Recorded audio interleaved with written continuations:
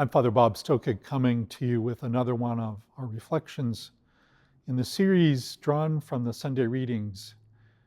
This for the Feast of Pentecost, which in 2024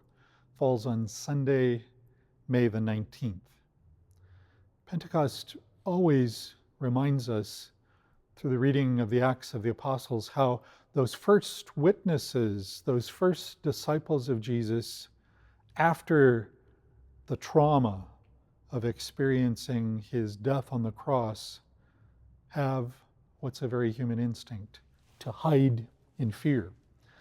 And yet, that reading from the Acts of the Apostles reminds us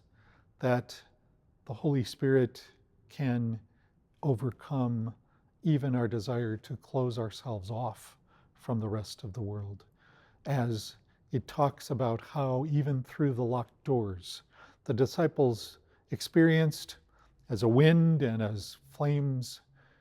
the experience that freed them from their fear and then drove them out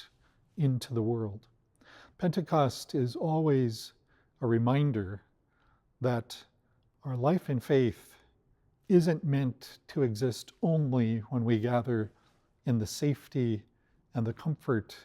of the church, only when we're inside those doors. Because the dynamic of the celebration of the liturgy itself always sends us forth at the end. Go in peace, glorifying the Lord by your life, reminds us that we're called to continue to witness to God's glory by the way in which we live our lives, or go and announce the gospel, or even just that very go in peace, all of which requires of us more than we can do on our own, and reminds us that it is in and because of the grace of God that we have the energy and the ability to continue that mission. So wherever you are as you watch this, we hope you take that mission to go outside the doors, outside the confines of comfort, to continue to live in the world and proclaim by the way in which we live that experience of Christ, who through the Holy Spirit continues his work of revealing the reign of God in the world. As you watch this, we want you to know that we keep you and your families in our prayers here at the Cathedral, and we invite you to pray for the Cathedral community here as well, till the day comes when you might join us live for worship here at the Guardian Angel Cathedral. And as another note on this final of the series of these reflections drawn from the Sunday readings, just to let you know, I will be retiring at the end of June. And at the time of this recording, I do not know who my successor as rector here at the Cathedral will be. I want you to know that for those of you who have drawn a sense of inspiration and community by watching these reflections,